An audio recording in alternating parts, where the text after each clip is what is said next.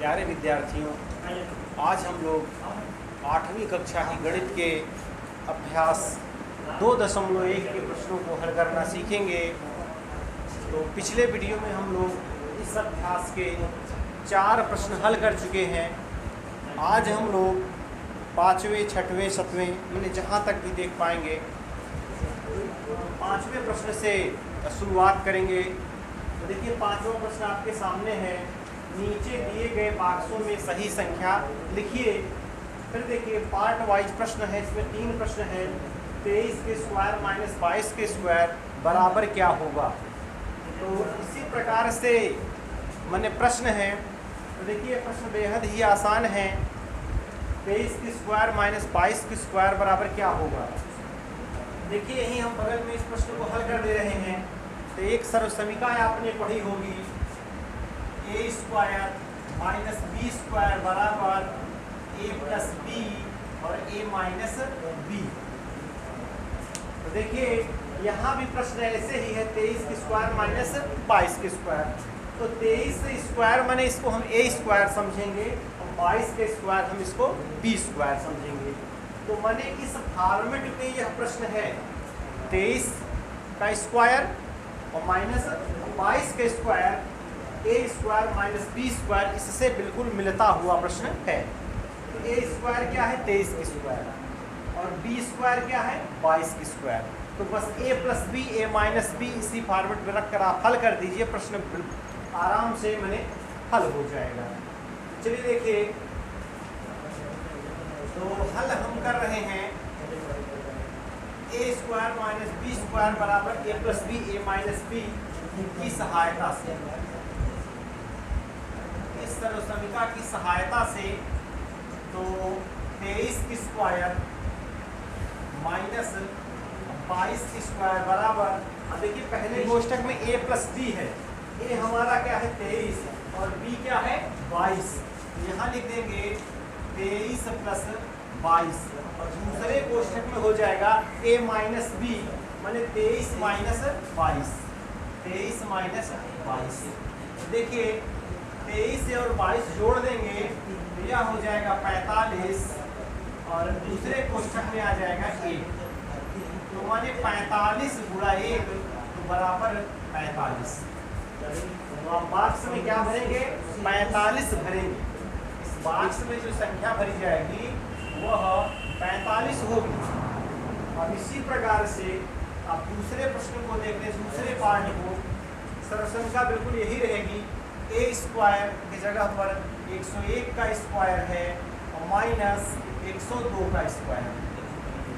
तो देखिए 101 प्लस 102 करिए, 101 प्लस 102 और इधर 101 माइनस 102, 101 माइनस 102। तो अब देखिए यहाँ पर हल कर लेंगे, 101 प्लस 102 आप जोड़ दीजिए तो यहाँ पर हो जाएगा 203, इस कोष्ठक में आ जाएगा। और इस कोष्ठक में हम हल करेंगे तो यहाँ आप प्राप्त कर लेंगे माइनस 101 में से माने माइनस 1 आ जाएगा। तो बराबर बस इसका गुणा कर लीजिए, माइनस 203 आपका उत्तर आ जाएगा। तो इस बॉक्स में आप भर सकते हैं माइनस 203। और चाहें तो आप वैसे भी कर सकते हैं, जैसे 101 का स्क्वायर ज्ञात कर लें, फिर 102 का स्क्वायर ज्ञात कर लें और 101 के स्क्वायर में से 102 का स्क्वायर आप घटाएंगे तो आपका उत्तर तो ऋणात्मक ही होगा, क्योंकि यह स्क्वायर बड़ा है इस स्क्वायर से। तो बस बिल्कुल आसान है, इस तरह समीकरण से आप उसको हल कर लेंगे। तो इसका थर्ड पार्ट भी आप देख लें। थर्ड पार्ट में है 551 का स्क्वायर, 551 का स्क्वायर माइनस 552 का स्क्वायर बराबर। तो इसमें ए क्या है 551, बी क्या है 552। तो बस इसको जोड़िए, पहले 551 प्लस 552 और दूसरे कोष्ठक में 551 माइनस 552। तो देखिए जोड़ेंगे तो 2 1 3, 5 5 10 के 0, और 5 5 10 1103 और इस कोष्ठक में आ जाएगा क्या -1। अब जब पूरा करेंगे तो -1103 1103 और यही आपका उत्तर है, यही बॉक्स में भरा जाएगा -1103। देखिए पहला प्रश्न बेहद ही आसान था। चाहे तो आप इसका स्क्वायर ज्ञात करें और इसका स्क्वायर ज्ञात करें, इसके स्क्वायर में से इसके स्क्वायर को घटा दें, और चाहे तो आप यह सर्वसमीका लगा लें a² - b²। वैसे इस सर्वसमीका से आप लगाएंगे तो आप प्रश्न बेहद ही आसानी से हल कर लेंगे, बस केवल जोड़ घटाना है बस। तो इस तरीके से पांचवा प्रश्न आपका हल हो गया। छठे प्रश्न को हम देख लेते हैं। देखिए छठे प्रश्न में कह रहा है नीचे दिए गए बॉक्सों में सही संख्या लिखिए। फिर 65 के स्क्वायर फर्स्ट पार्ट में पूछा, सेकंड में 75 का स्क्वायर। तो ये प्रश्न तो बेहद सरल है। 65 के स्क्वायर पूछा है तो स्क्वायर ज्ञात करने के लिए हमने आपको बताया है 65 का स्क्वायर ज्ञात करना है। तो 6 का स्क्वायर कितना होता है 36, 5 का स्क्वायर होता है 25। 36 का स्क्वायर कर लीजिए, 25 का स्क्वायर कर लीजिए, फिर इसका गुणा करिए 6 पंचे 30 और 30 को फिर 2 से गुणा करिए, 30 दूनी 60 और एक अंक इधर से जोड़ लीजिए। आप ऐसे इसको लिख लीजिए, बस जोड़ लीजिए 5 2 6 12 2 और 3 4 मैंने 42 25 4225 आपके इस शरीर का स्थान में भरा जाएगा। तो 65 का वर्ग क्या होगा 4225। अच्छा, अगर किसी संख्या का इकाई अंक 5 है तो आप ऐसे भी वर्ग कर सकते हैं, जैसे 5 है तो आप 25 लिखिए और उसके बाद जो इधर दहाई पर अंक है उसमें एक बढ़ा के गुणा करिए। 6 है तो 7 से गुणा करिए, 6 7 42। तो देखिए 42 25 आ गया। अब 75 का इसी प्रकार आप देख लीजिए। तो पहले तो लास्ट में आप 25 लिख लीजिए, 5 है अगर इकाई पर तो 25 पर लिख लीजिए, 5 25 25। अब 7 है तो एक बढ़ा के गुणा करिए, 7 8 56। तो 56 25 इसका स्क्वायर आएगा। अब आप अभी हम गुणा करके भी चेक कर देते हैं। ऐसे ही अगर 35 का स्क्वायर पूछा तो 55 25 3 + 12 1225 होगा।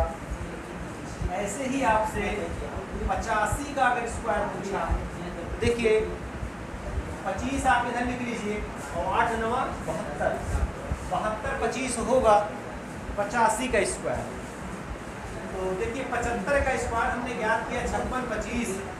और देखिए ऐसे भी ज्ञात कर लें 75 का स्क्वायर बराबर 7 7 49 25 और 7 5 35 तो 35 दूना 70।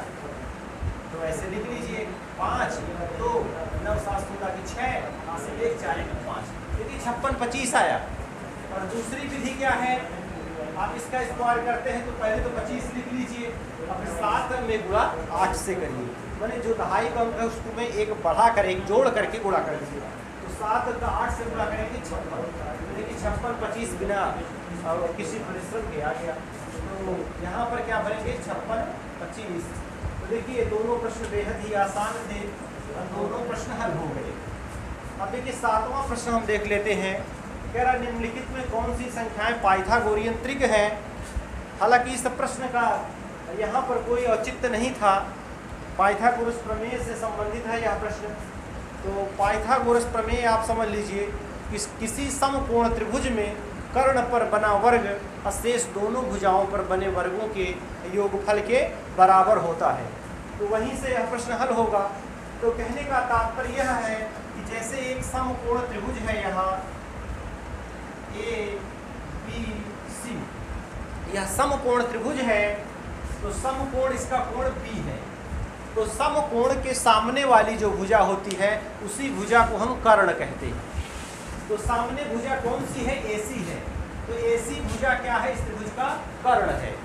तो आप जानिए कि कर्ण जो होता है इस भुजा को अगर ज्ञात करना है तो AB का स्क्वायर प्लस BC का स्क्वायर बराबर AC का स्क्वायर, ऐसा ज्ञात किया जाएगा।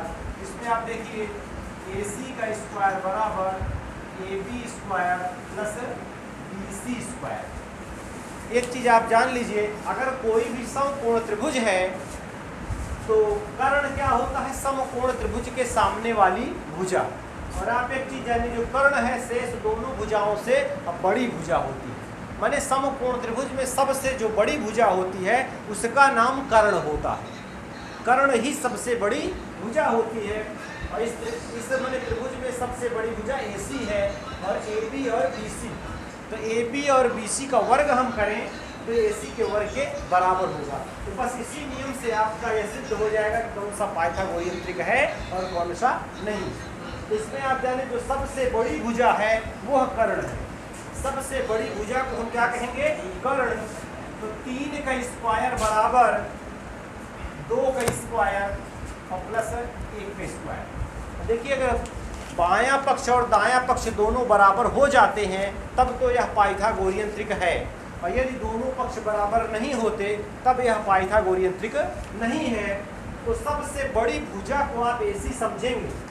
तो सबसे बड़ी भुजा 3 थी पहले प्रश्न में, तो 3 का स्क्वायर बराबर 2 का स्क्वायर प्लस 1 का स्क्वायर होना चाहिए।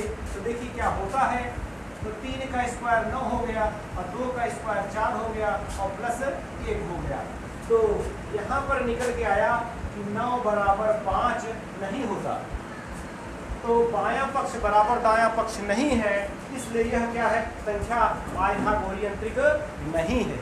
यह पाइथागोरियन त्रिक नहीं है। दूसरा हम चेक कर लेते हैं। इसमें देखिए सबसे बड़ी संख्या क्या है? 5।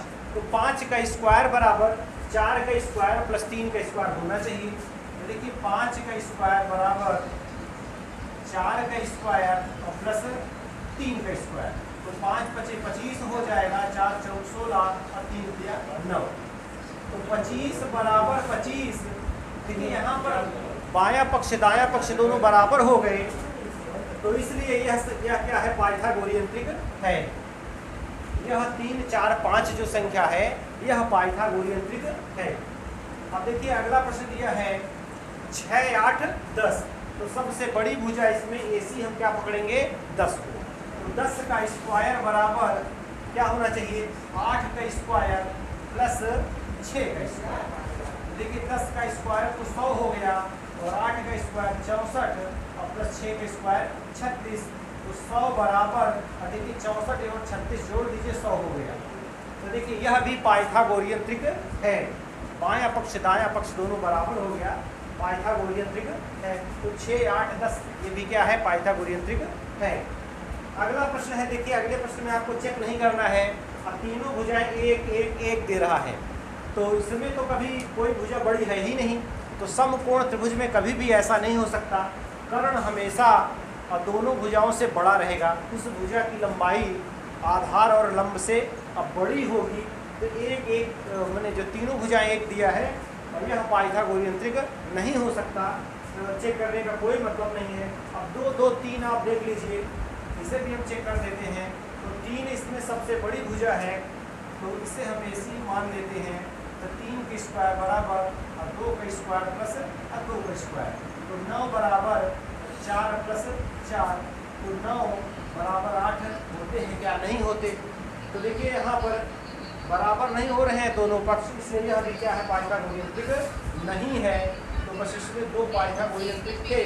और बस आप ऐसा एक त्रिभुज बनाकर समझ जाएंगे AC स्क्वायर बराबर AB square plus BC square, माने समकोण त्रिभुज होगा।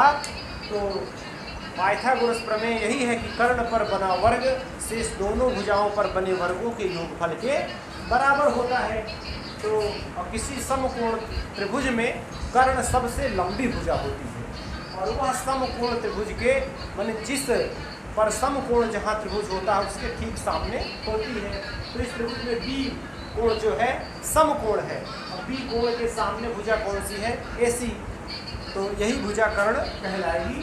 तो पाइथागोरियन त्रिक आपको चेक करना था, इसलिए सबसे बड़ी भुजा को हमने कर्ण मान लिया, और शेष दोनों भुजाओं में से किसी को आप आधार समझिए, किसी को लंब समझिए, इससे कोई भी फर्क नहीं पड़ता है।